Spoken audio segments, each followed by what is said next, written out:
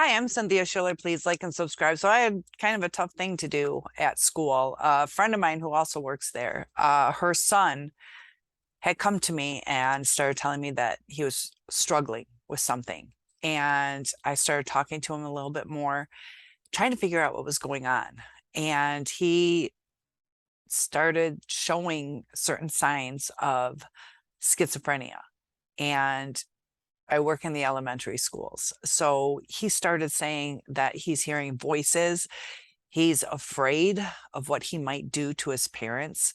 And without guiding him as what that was, he just said something really bad. And I asked, like, what? And he said, I'm scared I'm going to kill my parents. Now, this is an elementary school kid. There is schizophrenia in that family. So I had to discuss it with the mother. But what are the symptoms? What are symptoms? Delusions, hallucinations, and illusions, disordered thinking, disordered behavior, disordered uh, flat affect, lack of emotional expression. He seemed agitated, but was also flat in his affect, inappropriate reactions, phobia, being scared about things that may or may not exist, lack of pleasure or interest in activities. These are all warning signs that you might want to get care for yourself or somebody you know if they're struggling with this. Lack of motivation to do anything, decreased speech output because they're starting to either listen to the voices or do their own internal thinking on how to deal with it, and they're not expressing it. What are the causes though?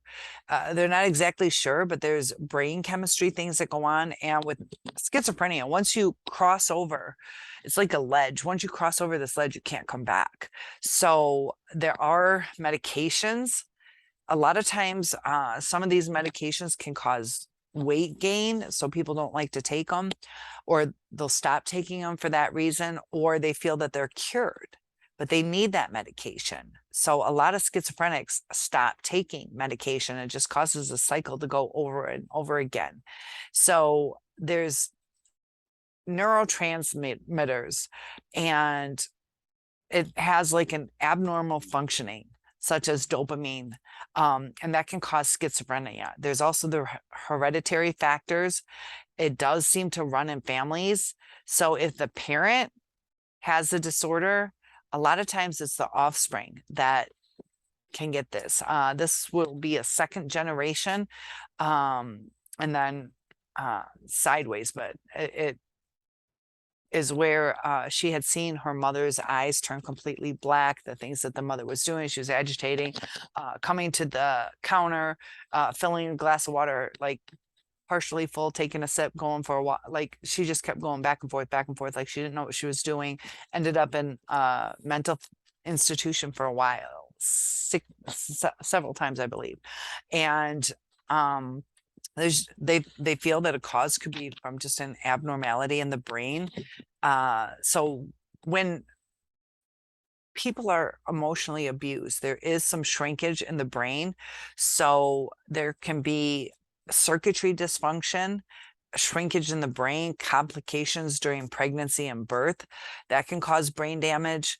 And the chances of a child getting schizophrenia, it can be increased by infection, or also malnutrition can affect it during pregnancy, and complications during birth, such as not, like the umbilical cord around the neck, not getting enough oxygen. And it's a very scary disorder for these people. And a lot of times the symptoms can vary in type and severity. So there can be worse times of remission.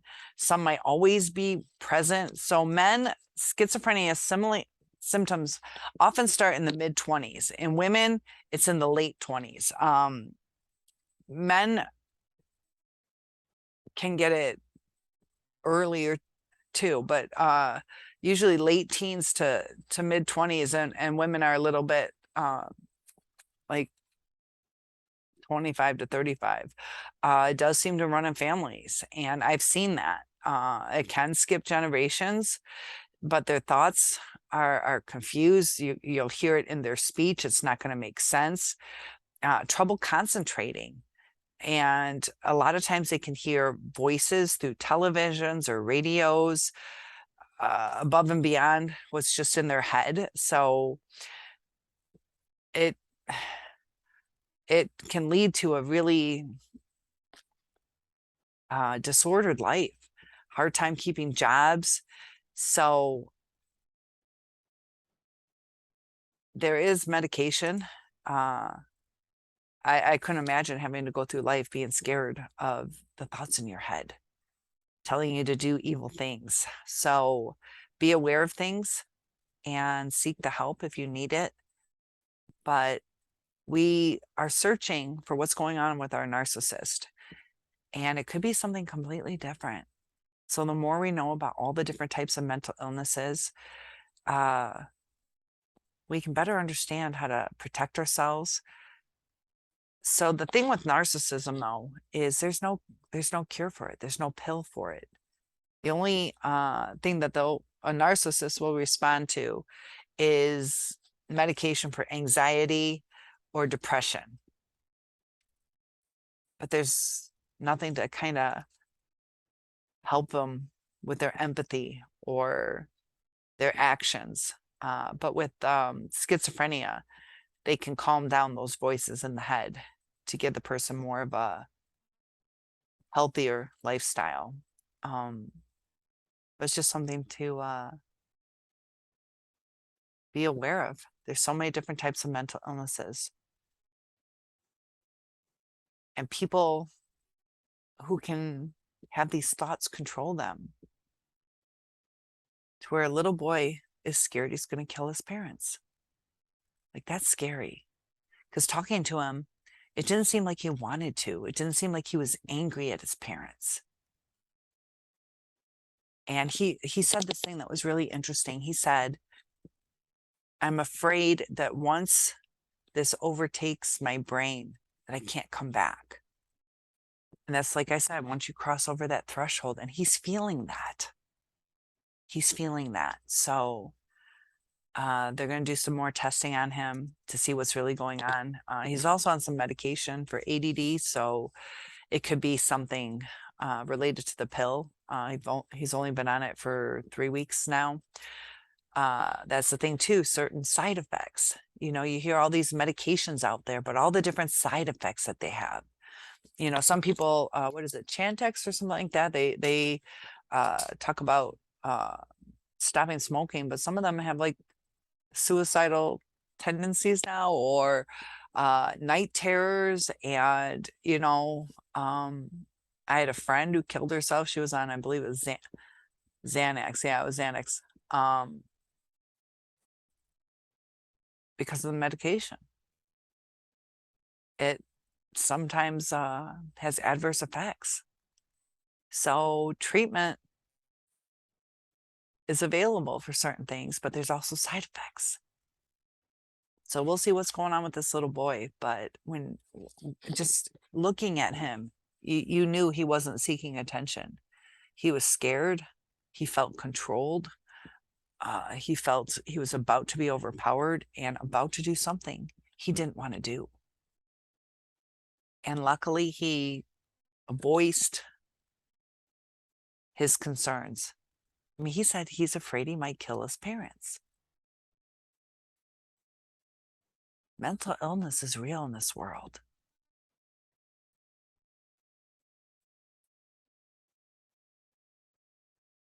And